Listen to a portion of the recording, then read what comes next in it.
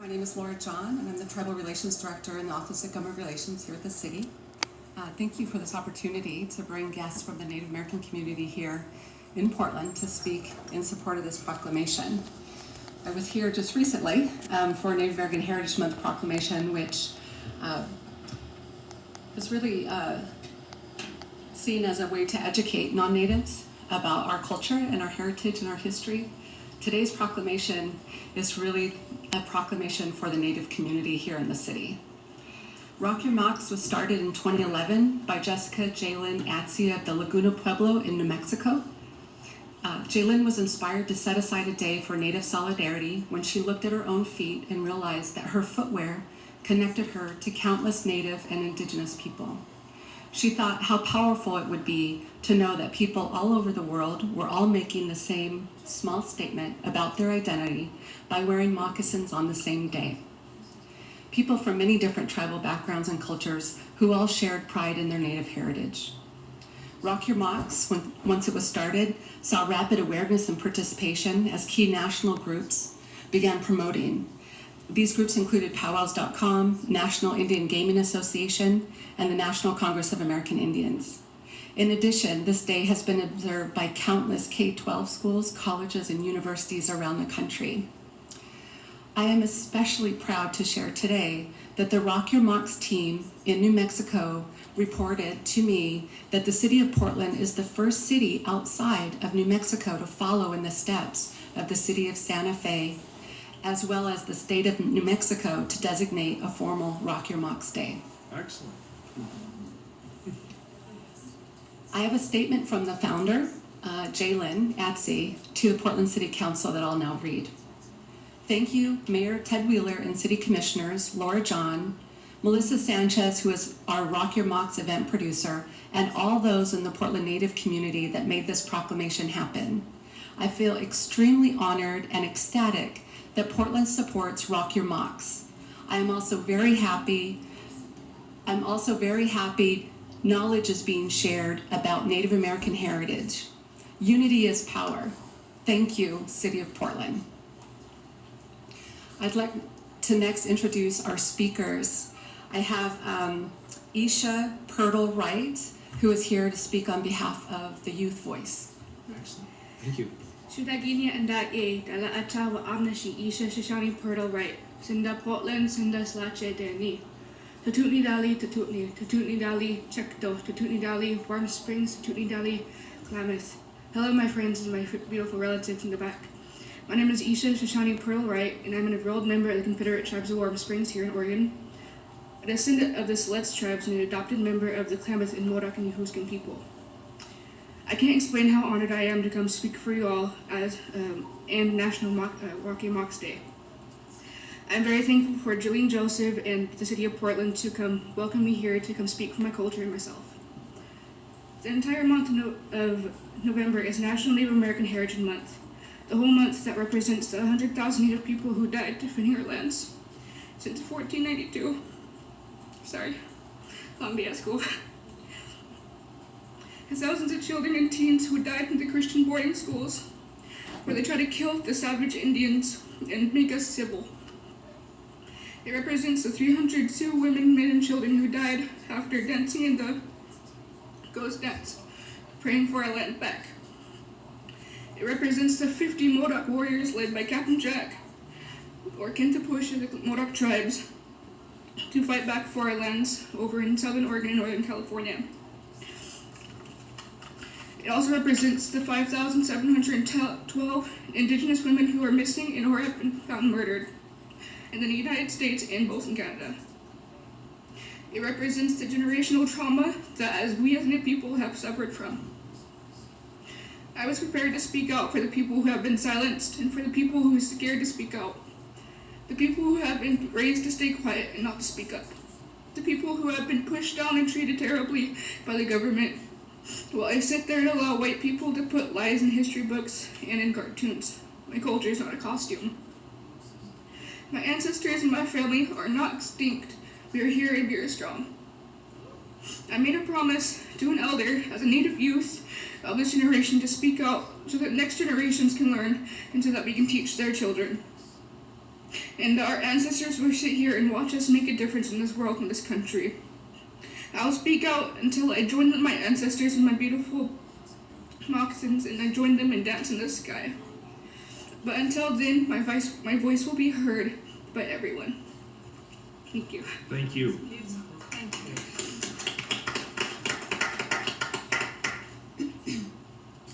Hello, good evening. My name is Jaylyn Atsye, and I am a descendant and member of the Aani people in Fort Belknap, Montana, and as well as the Quaikon Athabaskan in Tanana, Alaska.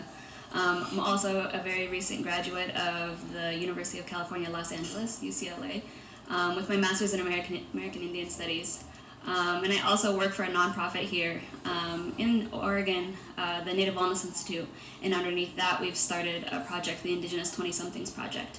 And a lot of it is about healing a generation and changing the narrative. So I'll read what I wrote today.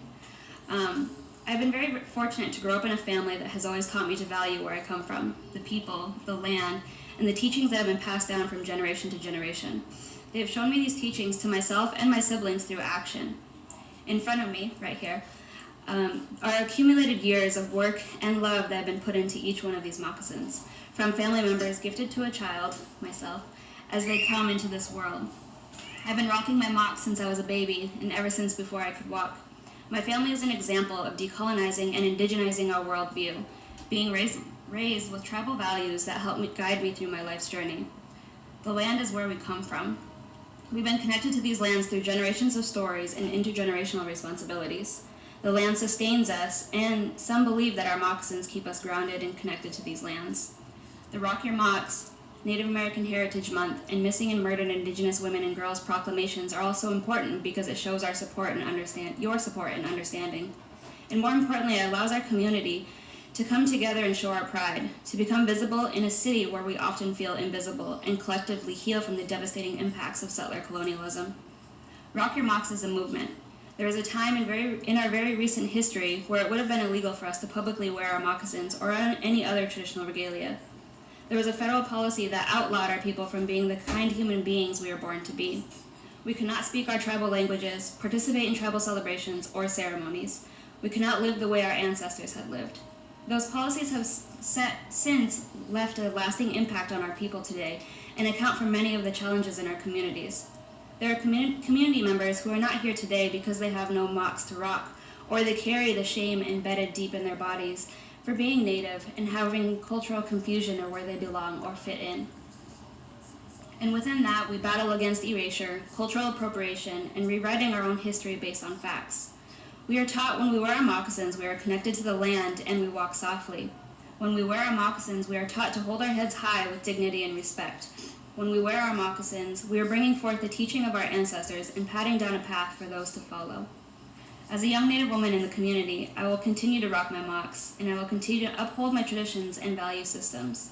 And even if I'm wearing my Nike N7s or my boots, in my mind, I'll always wear my mocs, and they'll guide me in every step. We are being seen in these spaces, here in City Hall, in universities, and now even in Congress. Times are continuing to change for the better. So thank you, Mayor and the City Councilors, for agreeing to this proclamation and for being supportive of committing acts of decolonization and allowing the original peoples of this lands to have few more moments to publicly celebrate our culture. And lastly, thank you to Lower John for allowing me to speak and for allowing me to be here and participating in writing a new history ahead. Thank you.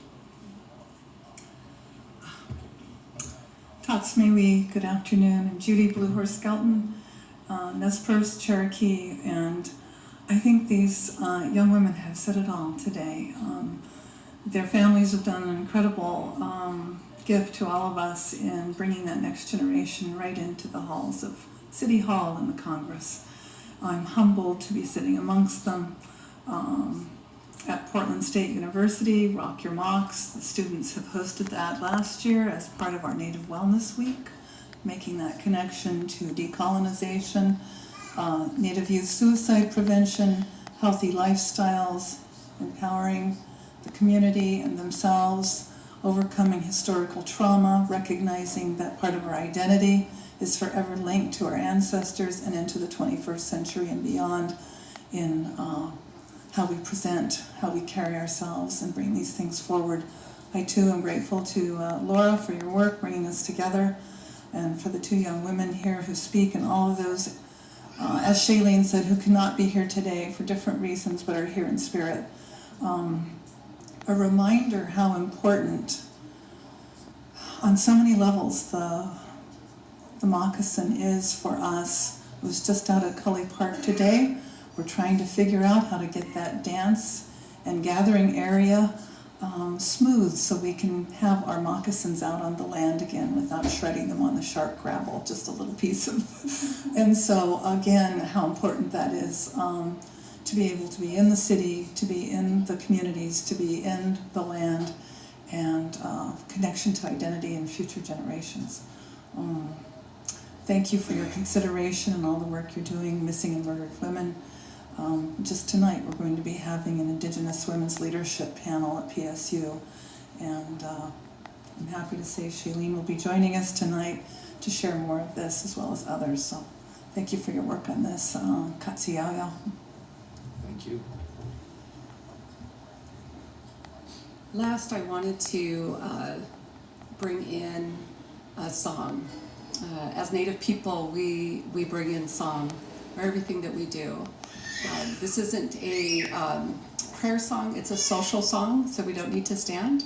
But I felt that it was appropriate to bring in song, as oftentimes as Native people, when we do have our mocs on, it's when we're dancing. And so I would like to introduce Carlos McNair, who is a fairly new employee in Portland Parks and Recreation. Thanks, bro.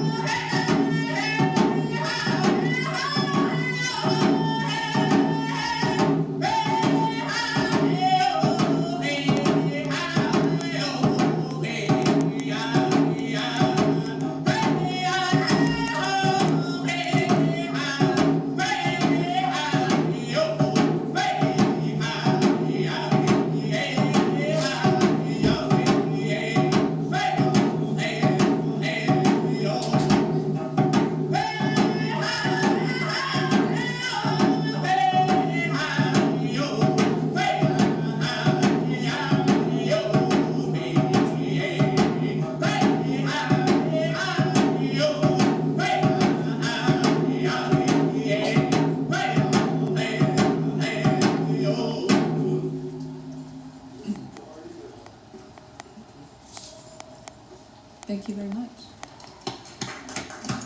Thank you. It's now my honor to read the proclamation. Carlos, I hope you saw the young Timbers fan behind you there. Who was very much enjoying your performance. So thank you very much. I think that was probably the best television we've had in this chamber in a long time. It was really a beautiful shot, and I hope you'll go back and watch that on cable television. And thank you all for sharing your testimony. Again, thank you. I know you put a lot of heart and soul into your testimony. You put a lot of hard work into it. And somebody said something in the chamber in a different context a week or two ago, which came to mind. They said, we shouldn't have to constantly explain ourselves. And as I was thinking about really the effort that you were making to be here, in a manner of speaking, you are explaining yourselves. And I want to acknowledge the work and the effort and even the sacrifice, the personal sacrifice that goes into it. I think it's been very valuable. And the proclamations that we've had here in our chamber since Laura got here have been very meaningful for the community. And I hope you feel that same sense of purpose and accomplishment that I feel as we read this proclamation. I feel like every time we do this, every time we do an event together, every time we share a new idea, we share more of the stories, more of the history, I feel like as a community we're actually coming closer together. So I just want to acknowledge the sacrifice and thank you for it. Whereas, #Rock Your Mocs is a worldwide Native American and indigenous peoples movement and is a day held annually and concurrently with November's National Native American Heritage Month in the United States. And whereas the hashtag Rock Your Mocs movement was founded by Jaylyn Atsye of the Pueblo of Laguna, New Mexico in 2011 as a day for Native American solidarity. And whereas this day serves as a day of honor and acknowledgement of Native American people and their significant contributions to the world. And whereas this day is a reminder that Native American people are not provided space to wear their traditional dress and footwear in daily life. And whereas hashtag Rock Your Mocs provides an opportunity for Native people to celebrate and share pride in their culture through the expression of footwear. And whereas a person may celebrate hashtag Rock Your Mocs Day by wearing moccasins or by wearing a turquoise awareness ribbon, and whereas the Portland City Council, in an act of solidarity, encourages all Portlanders to celebrate this day in a manner that is culturally appropriate and respectful. And now, therefore, I, Ted Wheeler, the mayor of the city of Portland, Oregon, the City of Roses, do hereby proclaim November 16th, 2018 to be hashtag Rock Your Mocs Day in Portland and encourage all residents to observe this day. Thank you.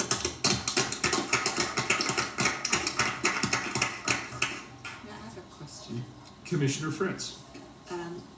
One of the many things, thank you for your presentations, thank you for your wise words, and for honouring us in this chamber. And I have a question. I really appreciate our tribal director, Laura John, because I get to ask you dumb questions. And if I have a dumb question, then I think others might want to know the answer too. So the proclamation said that it's an opportunity for Native people to celebrate and share pride in their culture through the wearing of footwear, and also that we encourage all Portlanders to celebrate this day in a manner that is culturally appropriate and respectful. Could you tell me what that means? Absolutely. Oftentimes, Native culture is taken and misappropriated. You see that quite frequently during the Halloween holiday. And you will oftentimes see replicas of items that are made that are for sale that have not been made by a Native person. They are commercially made, oftentimes overseas, and are not reflective of the true look of regalia. So culturally appropriate, meaning that these items are made by a Native person or someone who has been gifted that right to make moccasins.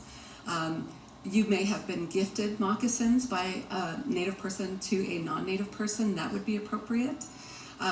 There are, again, there's replicas out there that wouldn't be appropriate for this day.